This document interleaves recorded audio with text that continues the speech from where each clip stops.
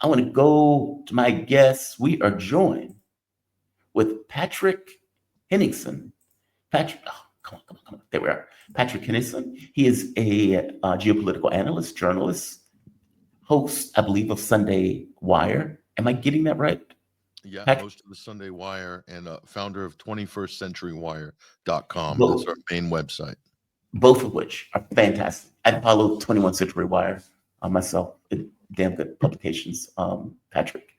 Patrick, I brought you on because you sent me a text or I don't know what they call it, Twitter message, I guess DM, and you pointed something out. And as I thought about it, I was like, he's right. It's a fantastic idea. Now, I haven't heard anyone else float it. And so you were talking in relation to these threats that Donald Trump is making towards Iran, effectively sending them a letter, you have 2 months, or else all hell is going to break loose, reiterating that, yes, I'm thinking about bombing Iran. You have all of the military forces, B-2 bombers, ships, all that stuff going into, I think it's called Diego Garcia, into that region where they're lining up with a massive show of force. Now, the Ayatollah has effectively told Pezeshkian no negotiations. Pezeshkian says, I'm aligning my position with the Ayatollah. And they pointed out, we cannot negotiate under the terms to which you are modeling. You're threatening us and expecting us to negotiate under threat. That's by definition a no, even though we would do this behind the scenes. So it's somewhat of a standoff. They think Trump is bluffing. A lot of people think Trump is bluffing, to be honest, because of the chaos that would erupt if indeed Trump does this. It is unpredictable in regards to what Iran response will be and the effect that it would have. Oil markets, just the world economy in general. Not to mention Israel. I mean, Israel may be the first target at that point, if indeed Trump does that. What is your plan? Give the audience your strategic vision in regards to the play that Iran may be in Iran's best interest that I haven't heard aired anywhere, but I think it's a good idea. What are your thoughts? Thanks, Jamal. Yeah, I think not just in Iran's interest, but the region's interest and also the interests of the world, and Israel's and everyone else's interest as well. My personal opinion, but some might disagree. But there's a stalemate here on this Iran nuclear crisis question. Okay, so the United States has come out threatened. Let's just be clear: the U.S. is threatening the Trump administration, threatening the Iranians with a preemptive strike. Okay, preemptive strike, and that infers that preemptive strike will be tactical, low yield nuclear ground penetrating bombs or munitions. This is implied because this is what Donald Trump has already enacted in terms of the Pentagon preemptive nuclear doctrine. So it's in place. So one must infer that is what he's talking about. Okay, preemptive strike. Why?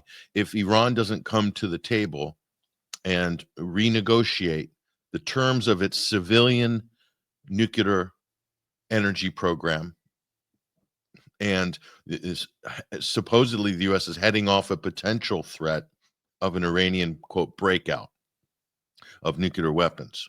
Okay, so he's basically, what Trump is asking the Iranians, saying, come to the table and renegotiate the JCPOA, the same joint Iran nuclear deal that the Trump administration tore up and threw in the bin in May of 2018. Okay, Mike Pompeo was Secretary of State, and he did so at the express command from Tel Aviv. This is well known. So Israel instructed Trump 1.0 to destroy the JCPOA nuclear deal 1.0. The deal that had Russia as a guarantor, the European Union as a guarantor, all the major Western powers, including the United States. It was working, had full transparency, and then it could be renewed after a period of time, 10 years or something like that. So perfectly good deal that everybody invested in, and Israel decided they want to take it away. Why did Israel do that? Trump said to the American people, it's a terrible deal, the usual sort of shallow talking points. It's a terrible deal. We're getting ripped off, the same BS, okay? But anyway, it was a good enough for the Fox News crowd and for, you know, the Israeli lobby. They loved it. So he's basically saying, come back to the table, redo the JCPOA with a Trump stamp on it rather than an Obama stamp. And if you don't, we're going to annihilate your country. We're going to take out your leadership and we're going to destroy your nuclear program, which is huge ramifications in terms of who knows what damage could be done, radioactivity, death and destruction, illness, long-term illness to Iranian citizens and people in the region, not to mention the destabilization if Iran launches a counterstrike, what that's going to mean for the Gulf states, for the U.S. bases in the region, all of this stuff, basically. So this is a problem. So how do we solve this problem? Well, there's a couple of issues that are fundamental. And Scott Ritter, former weapons inspector, very popular on social media and so forth, he's come out with this maximist realist argument that he's pushed that Iran must comply, otherwise the U.S. is going to destroy them. And Scott's saying dispassionately, supposedly, that this isn't, you know, my preference. I'm just telling you how it is. Basically, submit to the will of America and Israel, or they will destroy you. So you'll be the end of your country, said Scott Ritter. So he's really echoing the sentiments of the Israeli lobby and the Trump administration on this, and Netanyahu. Okay, so Scott Ritter's basically the megaphone for that viewpoint. Okay, whether he wants to be or not, he says, well, I'm just being realist. He's taking a hyper offensive realist position. Okay, but the problem is, his argument is so fatally flawed on so many different levels, because when you know, if you're a technician and you're just talking about pure power and military hardware and the kit and bombs and yields and destruction and overwhelming superiority of power, that doesn't take into the account the political calculus. And if you understand international relations and you understand geostrategic international relations in history, okay, the final word is a political word. Any agreement, whether it's to avoid a war, whether it's after the war, any treaty, is all going to be through a political process. Okay, the United States is not an island among the world, in that they're one nation of many nations on the planet. So they must engage in the political process at some point, domestically and internationally. Okay, you can't get around this. And in politics, as von Clausewitz said, the famous war strategist, that war is an extension of politics by other means. Okay, so even the act of threatening and war, that is, if in fact, part of politics. And the main problem we have here is what's going to be the international reaction to the United States starting a war. What's going to be the reaction, and what's the price that the U.S. is going to pay for drawing a red line in history? That will be, first of all, the end of the Trump administration, its legacy as a peace president, as a voice of the people. It'll be over. Trump will be filed in a category worse than George Bush, okay, in terms of a neocon, a complete failure as a president, a hypocrite, a liar, a warmonger, and somebody who initiated World War III and deployed nuclear weapons against a country that didn't have any. Okay? Didn't have any. Because there is no evidence that Iran has nuclear weapons. There's nothing. There's no evidence. They may have 60% enriched uranium, but this is not a war crime. They're even technically still within the parameters of the Nuclear Non-Proliferation Treaty, of which Iran is a signature.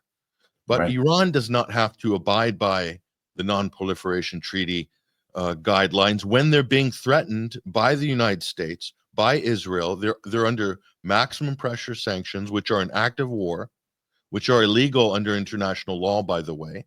It should be done through the UN, but they're not. The U.S. has waged economic war unilaterally Okay. Mhm. But put that aside for the moment. There's no evidence. So where are we here? This is exactly a rerun of the pre-Iraq War 2003 scenario with a WMD accusation and no evidence and a Oh, threat good of point. war.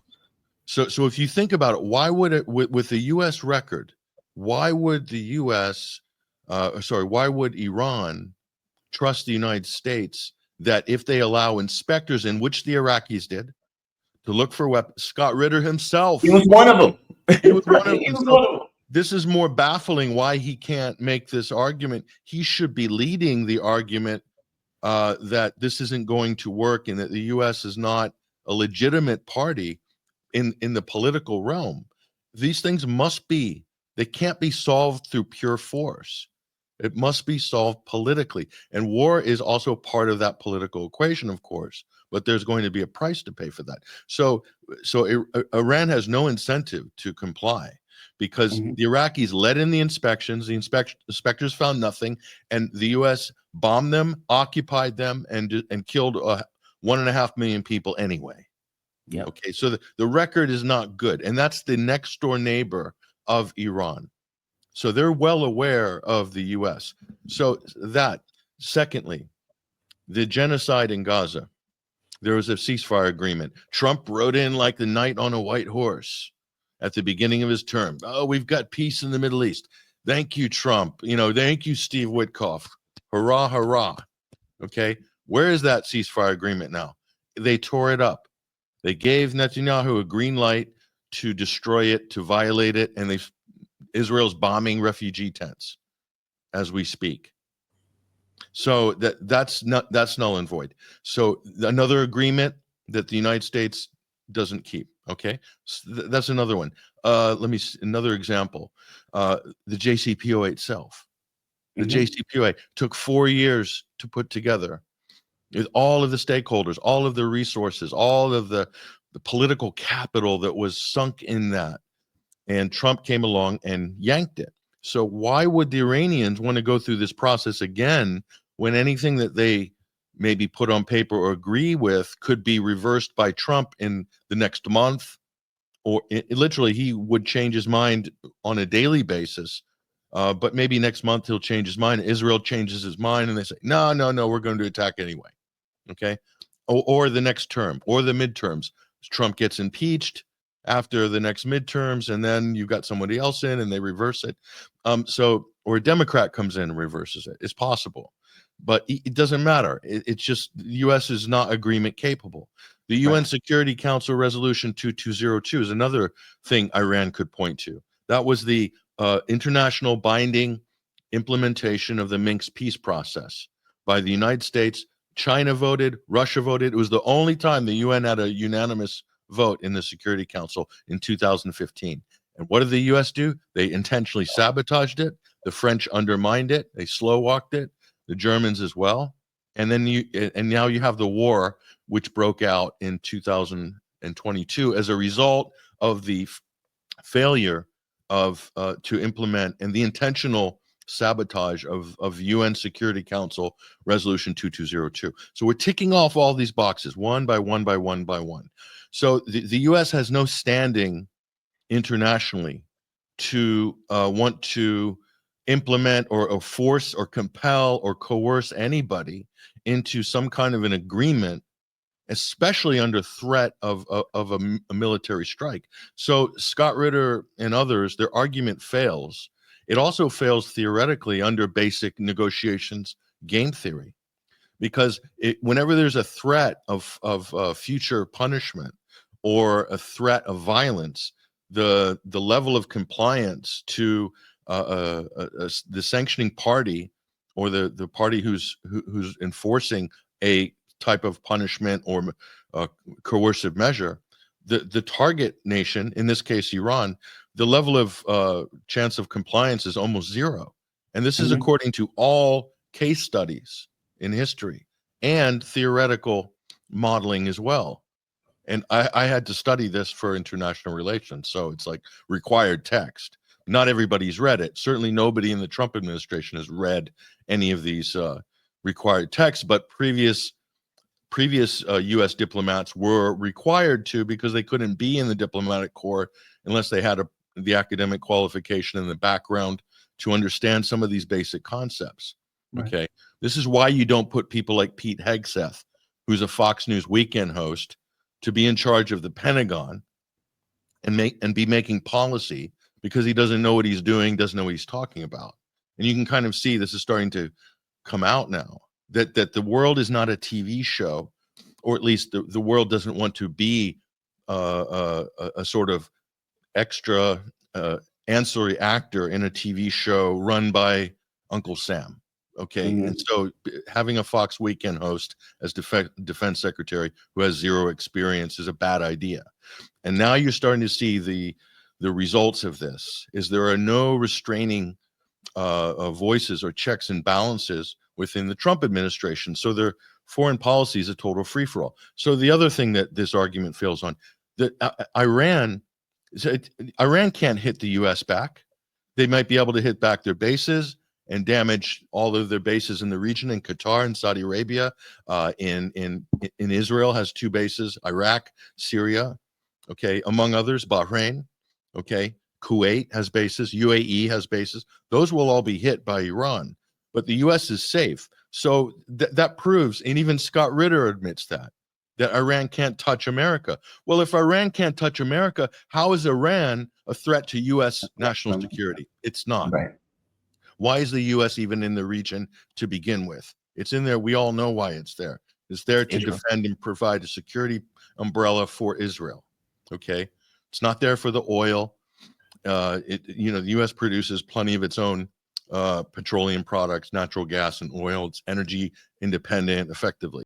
Okay, so if it's not a threat, if Iran is not a threat, this is in Israeli interest. So the U.S. is acting explicitly on behalf of the interests of the state of Israel, not America. And this is proven by everybody's statements of intent and so forth.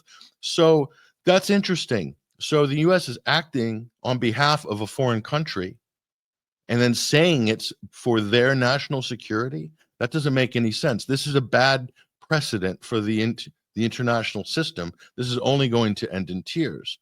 And the last thing is, why would Iran want to comply with any nuclear non-proliferation or compliance for weapons that they might have in the future? And of course, Iran could quickly put together a nuclear bomb maybe in a matter of weeks. If that's the case, fine, but they haven't. Even Tulsi Gabbard said in front of the Senate hearings that the intelligence assessment of the U.S. is that Iran does not have nuclear weapons and doesn't intend to produce them. That's their internal policy. Okay, but how can the U.S. then enforce that agreement? And we know that this is for the security of Israel, and not the United States.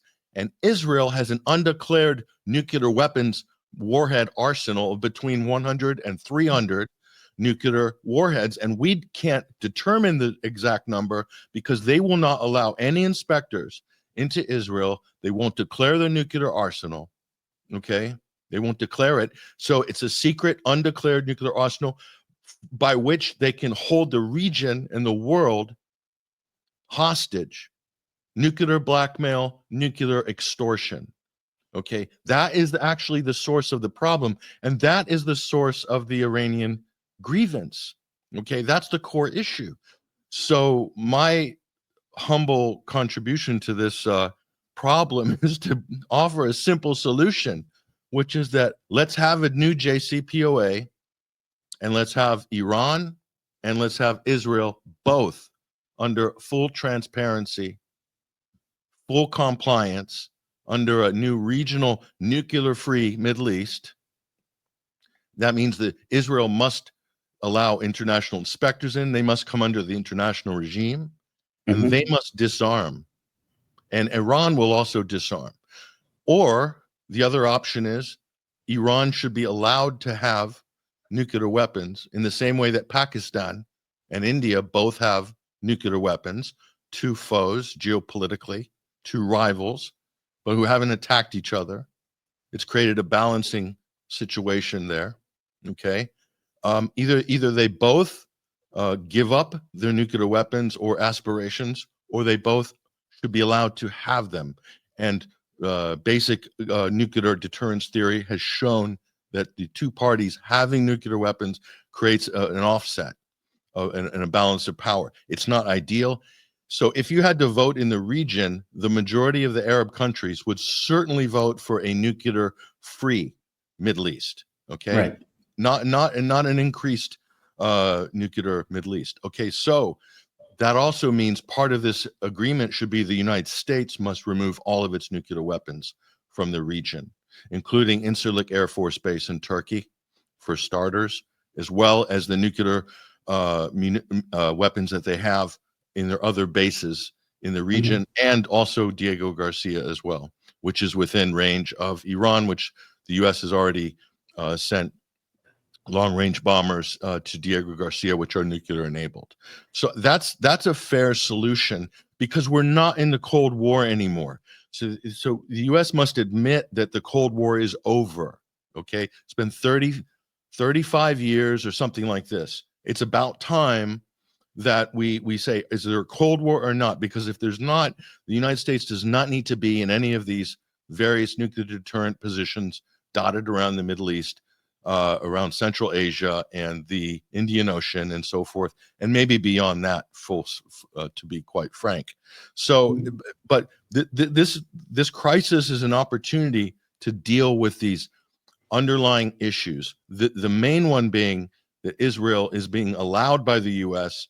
to have a secret nuclear weapons arsenal, and that is contaminating any potential negotiations or peace in the region. And you cannot have that double standard. The U.S. cannot demand of Iran anything while they're allowing Israel to keep a full nuclear weapons arsenal that's completely out of the bounds of any international supervision or regulation or anything like that. I mean, it's unacceptable. But so that's kind of where I'm coming from on this. And I think this is an opportunity, firstly, for them to come basically out of the basement of Dimona and act like a normal country, to join the family of nations and not be a rogue state. That's up to Israel. And if it doesn't do that, the consequences for them and for the region, for Iran, for us, for everybody, could be disastrous. I really think this is a key issue that, if enough light is shed on it, that will help to ameliorate so many other problems, and we can finally have a reciprocity in policy, in negotiations, rather than this one-sided, lopsided conversation, which is currently, I think, destroying the region and will ultimately destroy the United States. It's already, look what it's done to NATO over Ukraine. Same type of thinking, same type of double standards. Patrick, I agree with everything that just came out of your mouth. I love the analysis of it. 2 points.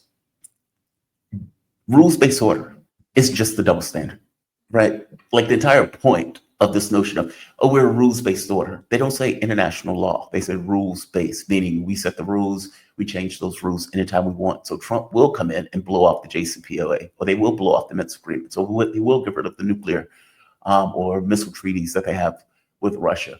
Or, like you said, he'll be a savior and comes in when he gets the ceasefire, when he tells the Muslim community, I'm going to end this war, and then allows Israel to violate it constantly over without saying anything about the fact that they're effectively violating it. So agree with everything that you say. I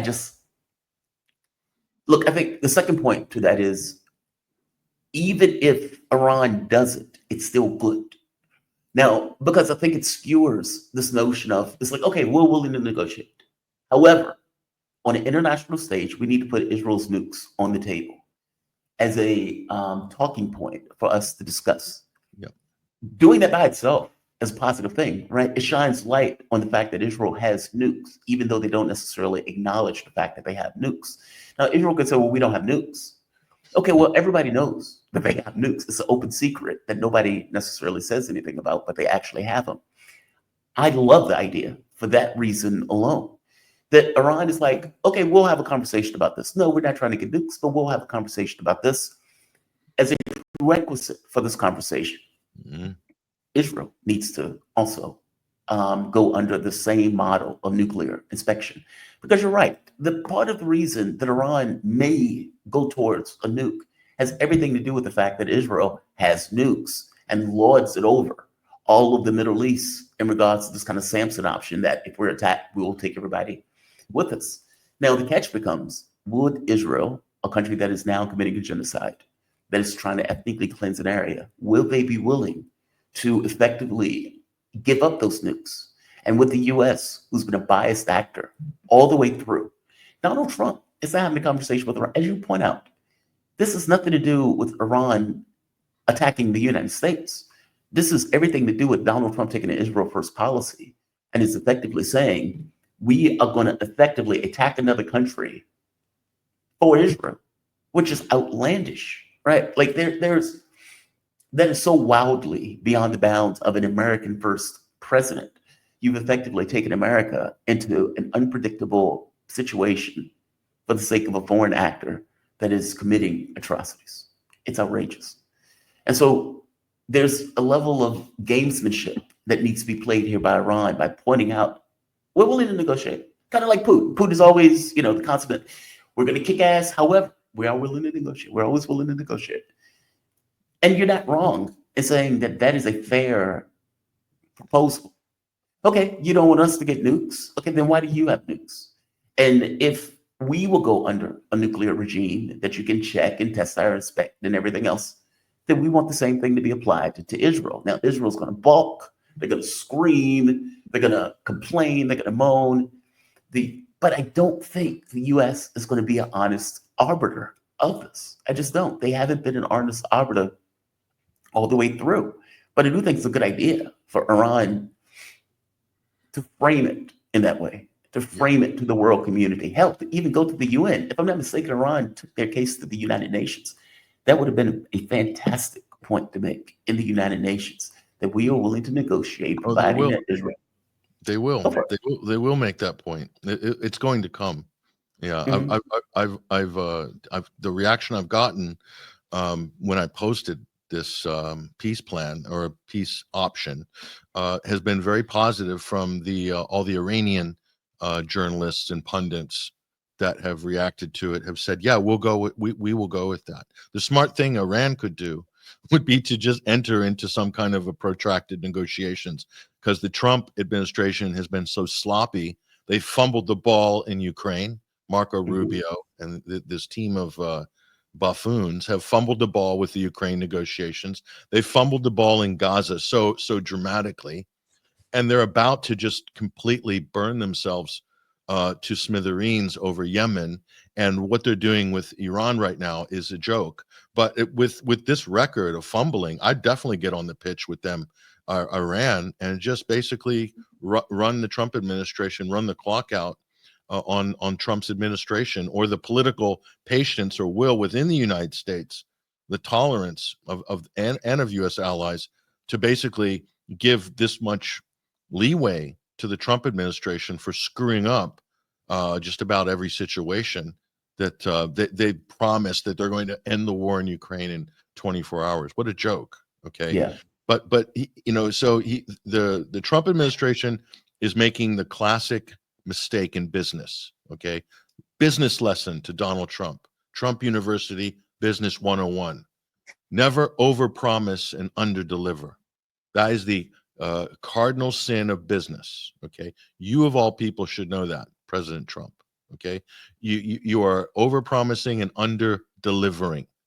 And not only that, you're under-delivering, and then you're scapegoating other people for your mistakes, and then absconding from the conversation, not even making comments about it, leaving your minions to carry the can in what is completely a debacle. So what Iran should do is go to the United Nations, make this argument, and they will. They will make this argument. Watch, okay? But Israel, just by having a secret nuclear weapons arsenal, should be kicked out of the United Nations on that basis. Secondly, they should be kicked out for the genocide which they're committing against the native Palestinian population. So there's two perfectly legitimate issues and reasons to exclude Israel from the United Nations and to sanction it. That a UN General Assembly, through United for Peace, can now and should have done this 18 months ago. They should Yes. sanction a UN mandated sanction, not through the Security Council. They don't need to use the Security Council. Through the General Assembly, they have an option to sanction the state of Israel. Okay, and it will pass. It'll pass by unanimous margin. Okay, just on the nuclear threat alone, if this issue comes to the surface in the discussion and the global South gets involved in this conversation, then basically that creates such a logjam diplomatically for the United States, because now the whole conversation's changed. It's all about how the US and Israel want to frame the conversation, which is really like through a keyhole. Yeah. Don't look at anything outside of this very small pinhole that we're offering for dialogue, for framing this conversation. That's what the US and Israel are doing. This is geopolitical gaslighting, basically. The US is in violation of international law on the basis that they've threatened Iran with annihilation, okay, and waged unilateral sanctions that are designed to create collective punishment, not just against Iran, but all the other countries that they do this to.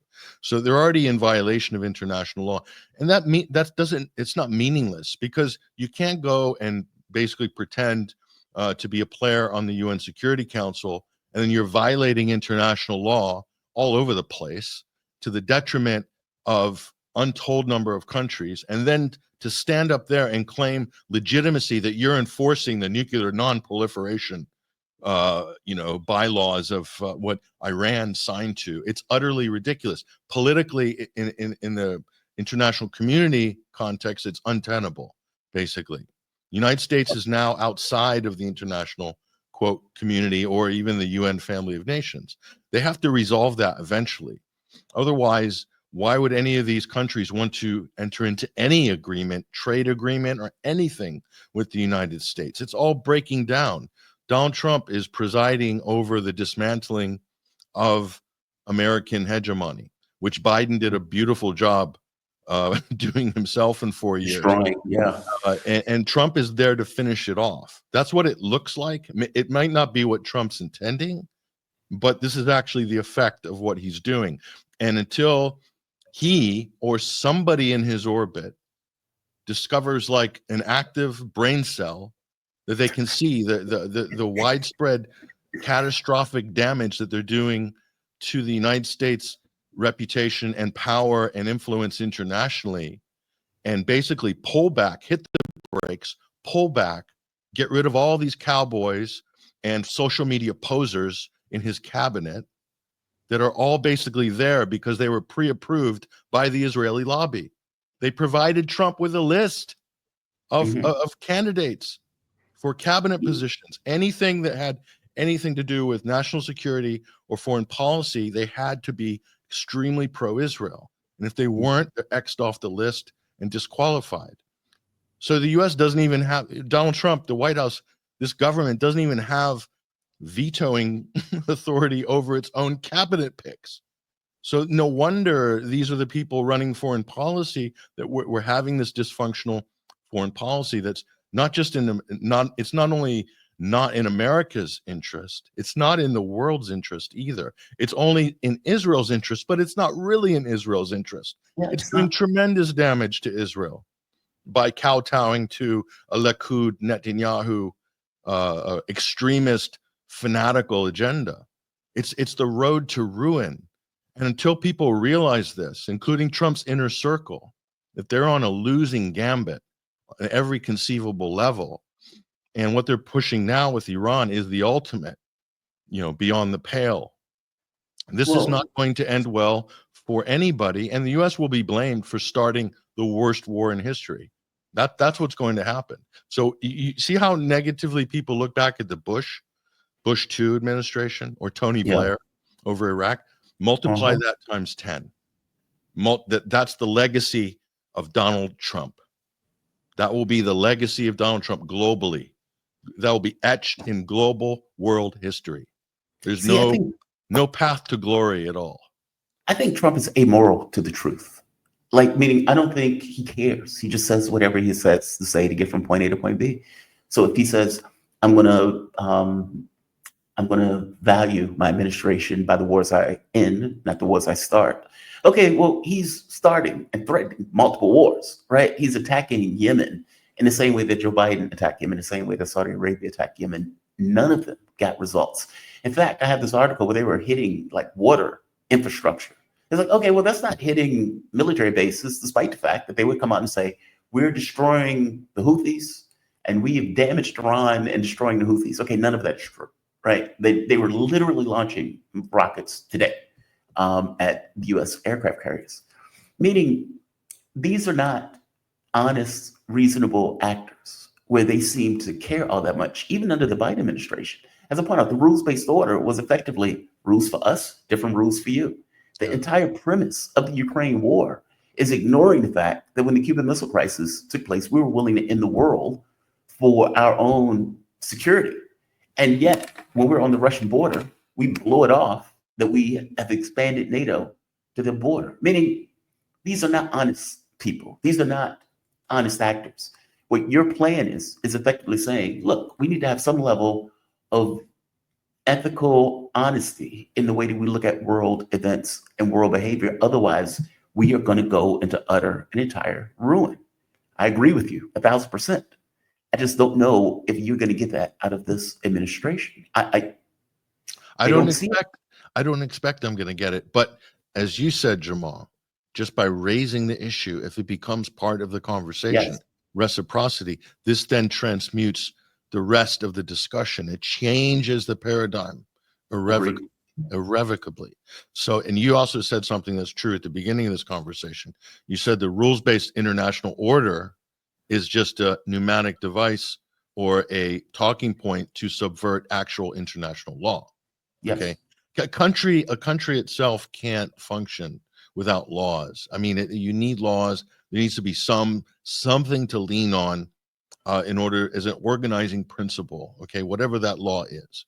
And likewise, the international community to avert things like what happened in World War II. This is why they put in an international system after the Second World War, because that state of anarchy, which Germany took advantage of and other great powers took advantage of, literally nearly obliterated the life on this planet. Okay.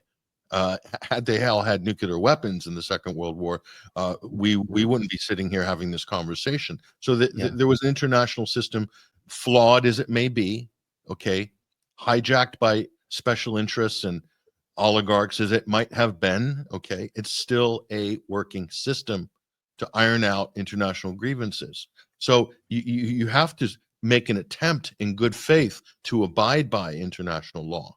Otherwise, how can you then lecture and expect anyone else to do it or to basically submit to your collective authority, be it the UN Security Council or whatnot, okay? The US is basically trying to do an end run around all of that. But back to Trump, and this is an important point, okay? This talking point that Donald Trump didn't give us any wars in his first term is a total lie, okay? It's a complete fabrication. Donald Trump, he might not have officially started any new wars, although he did one that people don't acknowledge. But he didn't do anything to stop this brutal war against the Yemenis that Obama began in 2015.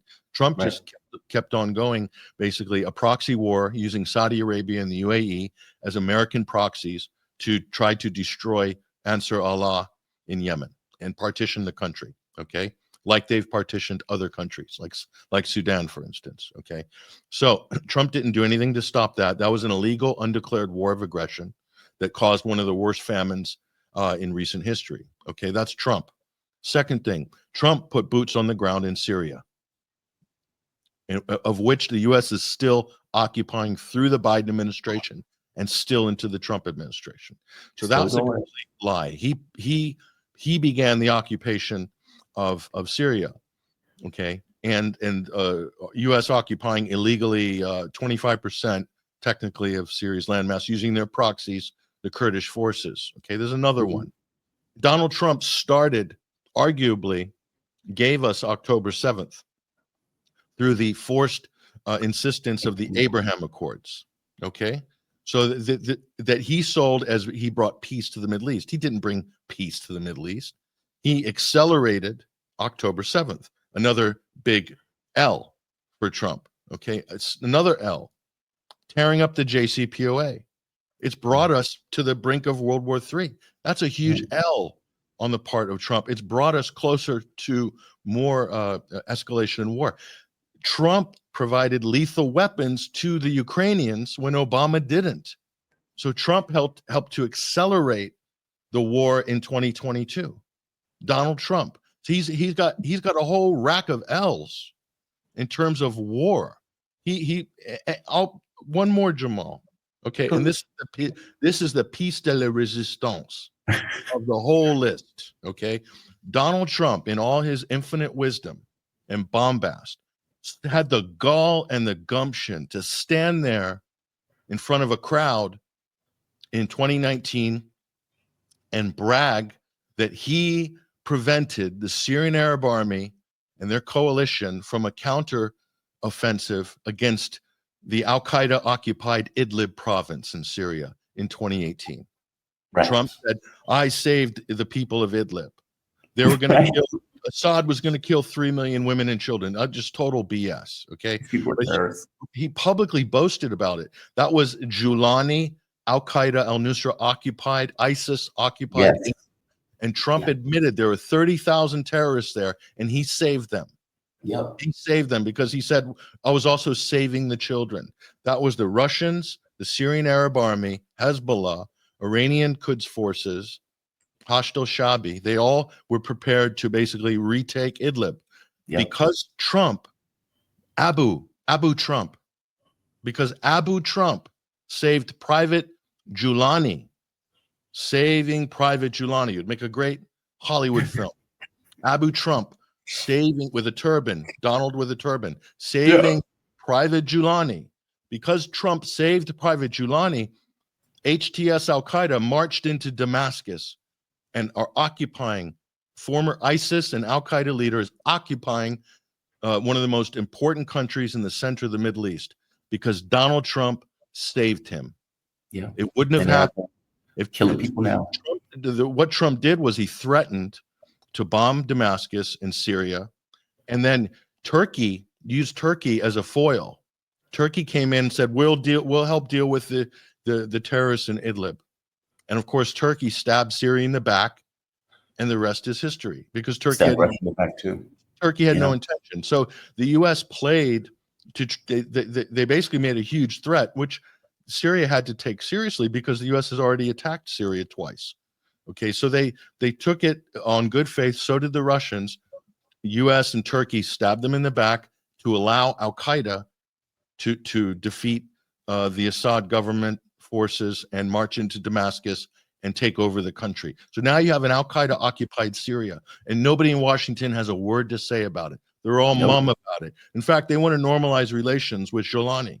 Okay. So all these people that the Republicans and conservatives, so Sharia law, Sharia. That's a Wahhabist regime, unelected terrorist regime that's in charge in Damascus, implementing the most extreme form of radical Islamist law in sectarianism, running programs, killing Alawites and Christians, and nobody in Washington wants to say a damn word about it because Israel doesn't want them to say anything about it because Israel is very happy with the results because Israel has used the Al-Qaeda invasion of Syria to take over the Golan Heights and Mount Hermon and to cut a strategic pathway all the way to Iraqi Kurdistan via Al-Tanf and Bukamal in these areas. That's the path to attack Iran. That's the big airstrip that Israel is attempting to cut through Syria, and they're getting it with U.S. help. You see, this is what the game is, and so they're not telling you the game publicly, but behind the scenes, that's the game. So this is all this posturing and threats and, virtue signaling by the Trump administration and all this rhetoric about is radical Islam, this and that by the right in America. It is all theater. It's all theater for the benefit of Israeli interests and to prepare for a war or to attack the Islamic Republic of Iran. Full They stop. put a head chopper in power, and they have been going door to door, murdering Alawites, Christians, any of the minority communities. I think the number's up to like 60,000. At one point, they were videotaping their atrocities. Al-Jilani was like, hey, stop videotaping your atrocities. It looks bad on us. It's like, oh, okay, we'll stop videotaping atrocities. No, nothing to say from Washington. They're completely silent about it. That is the biggest shame for America. And that I'll lay that at the feet of Donald Trump. He's Abu Donald. You're responsible for saving. And by the way, Europe is also normalizing relations with them. I mean, like, it's astonishing. As they were committing all of these atrocities, Europe is out there normalizing relations. Look, I agree with everything you said with the exception of one thing, which I would put an asterisk beside. You're right. Donald Trump was sending offensive weapons to Ukraine. But at the time, he was under a remarkable amount of pressure, as being said that he was working with the Russians and got elected by the Russians. And he was doing any and everything in his power to say, that's not true, in which case it was even like, okay, I'll send weapons. That's why they did it. That's why I'll put an asterisk by that one. Yes, you're right, but I'm putting an asterisk by that one. He caved to the pressure because he was under political pressure. That shows you the power of politics. That coercion worked on the Trump administration. That's just politics. But I see the asterisk, Jamal, and I put an asterisk. Even though I agree with everything you said, I acknowledge. Let me ask you this: why doesn't the UN? Because you're right, the UN does have the power to effectively sanction Israel. It doesn't have to go through the UN Security Council. Why don't they do it? Is it just America's a Goliath? Because from my point of view, I agree with you that there is something to be said about standing there dictating while not living up to the standard that you're effectively setting. Like when Vance goes to Europe and is like, you guys are full of censorship, you are destroying elections, and then when you get back here, they are chucking people out of the country for the social media posts. Complete It's an issue of power. From my point of view, it's power. It's not about what's fair. It's not about what's right. It's about what do you have the power to effectively do. Why don't the UN get involved in this? Because there's a lot of blackmail and coercion threats behind the scenes at the UN. We saw that in the run-up to the Iraq War. That was the basis for this Official Secrets, the famous film about GCHQ whistleblower Catherine Gunn, starring Keira Knightley. This really shows you what sort of games were going on between the U.S. and Britain, especially coercing, blackmailing, eavesdropping, spying, all sorts of things to capture the key bandwagon diplomats of bandwagon countries. There's a few countries that can bring votes with them. Okay, in Africa, in Europe, in Asia, in South America, Latin America, and so forth. So if you can capture and secure the loyalty of the bandwagon countries, the influencers within the international continental makeup, then you can more or less prevent certain things from getting tabled, things from getting heard. Now, if it's put up to vote, all bets are off at that point. And if you look at the recognition of the Palestinian state in UN General Assembly voting turnout on that, it's obvious that Israel doesn't have that many friends in the international community. They only have countries that will basically bend to their will of threats, coercion from the United States, because the U.S. can sanction, they can cancel trade deals, they can ruin, they can withhold loans. We saw what Joe Biden did with Ukraine. Openly boasted that he was going to withhold a $1.5 billion loan. That type of international racketeering that we saw with Biden, because he's just absent-minded and he was kind of full of himself at that CFR junket that he was speaking at. So it came out. That prosecutor or else. Yeah. But that's business as usual behind the scenes. Those are very real threats that are issued to all of the other countries by the U.S. or by intermediaries, or done with a wink and a nod through there's spying and there's intelligence gathering against some of these countries. So the British, the French, the Americans, They are thick like thieves Yeah. at the UN, and so they do the bidding ultimately of Israel. And by the way, look at the relationship between France and Israel has been completely blown open following the JFK file release, and we see that it was France that provided and built the nuclear reactor and the nuclear facility for Israel to produce the weapons grade material and information that it stole from the United States. So France could not have had a civilian nuclear power program, or sorry, France could not have had a nuclear weapons program that got it a seat at the UN Security Council without Israel stealing that from the United States. And Israel could not have had the nuclear reactor without the French. In fact, the French tested Israel's nuclear weapons in the Sahara, in southern Algeria, and also in the South Pacific. That's how Israel got their weapons without having to themselves test them.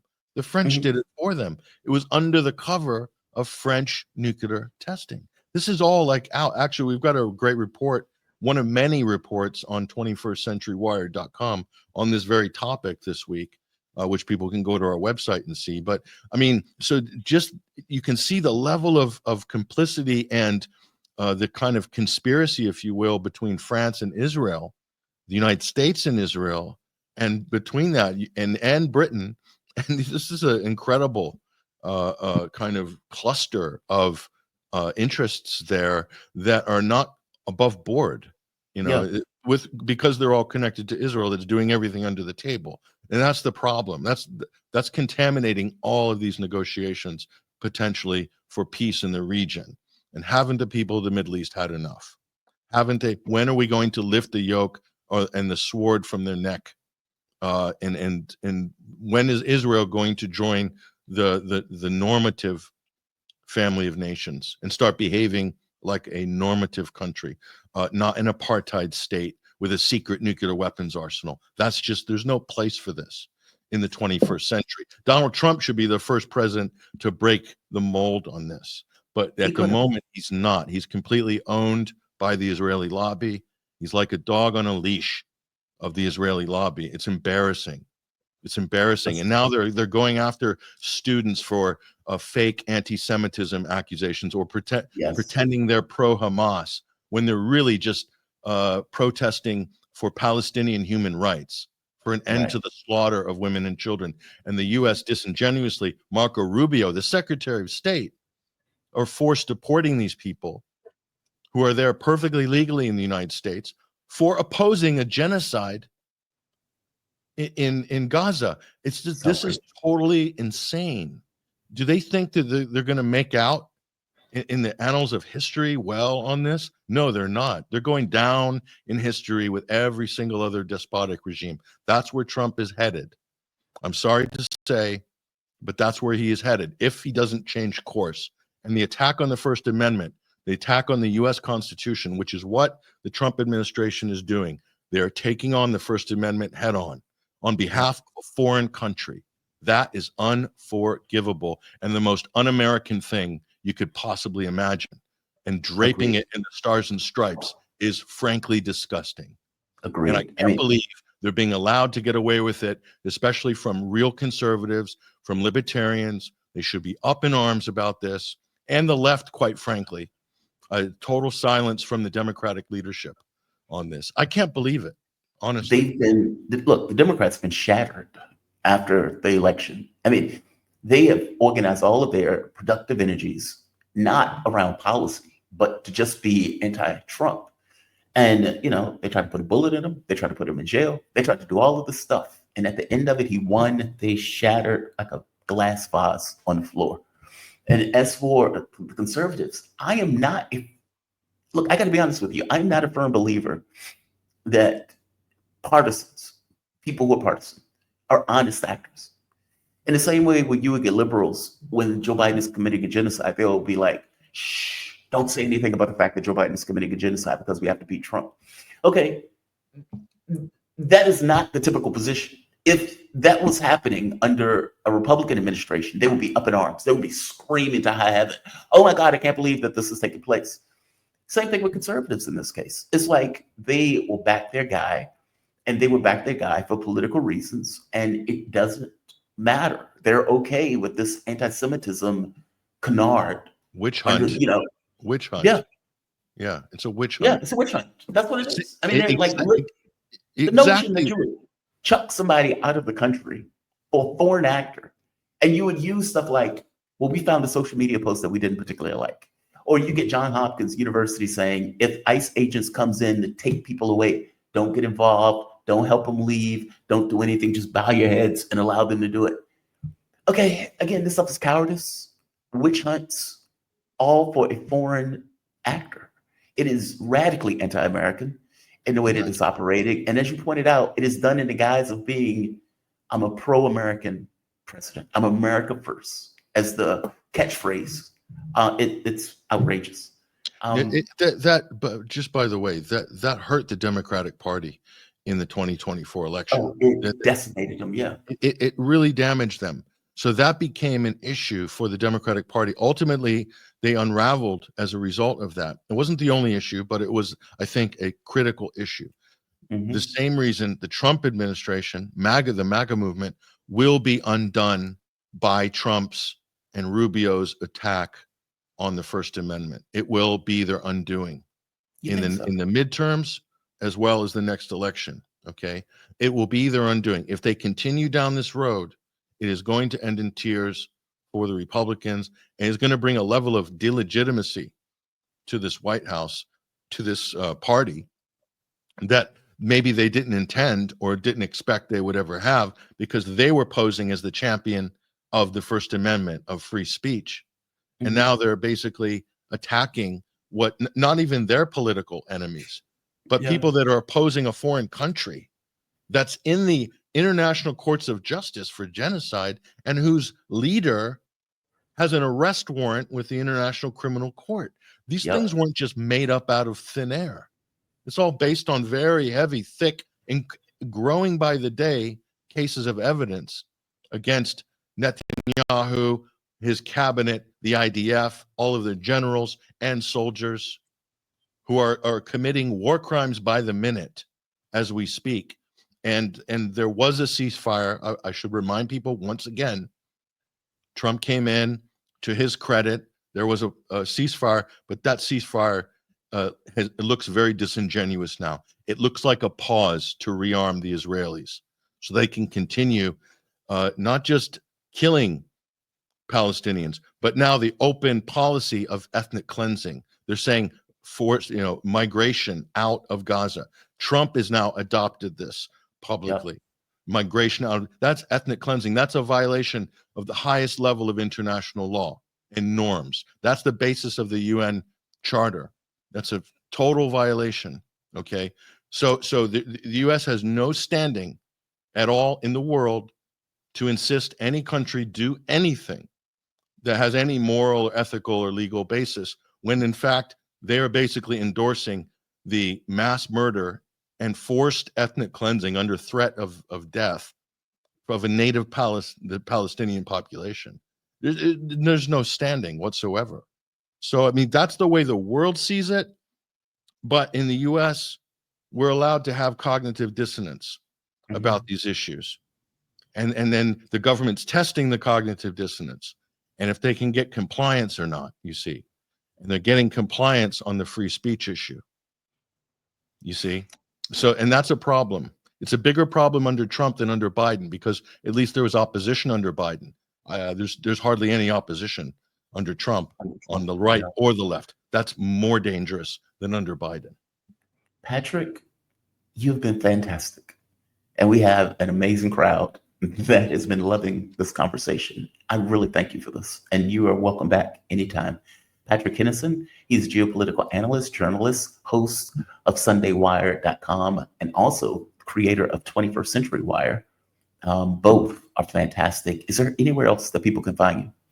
Just, go to our website. All of our content every day is there. There's a lot of great articles, analysis. And then we have 2 shows, the Midweek Wire, which is Wednesday, live in a couple of hours, and then Sunday, the Sunday Wire, which is every Sunday. So long discussions, usually on a single topic. And Yeah, and so yeah, check us out there at 21wire as well on Twitter, X at 21WIRE. Fantastic conversation, man. Thank you for this. I really appreciate it. Yeah, my You have a pleasure. good one. Be safe. Oh, he is fantastic. He is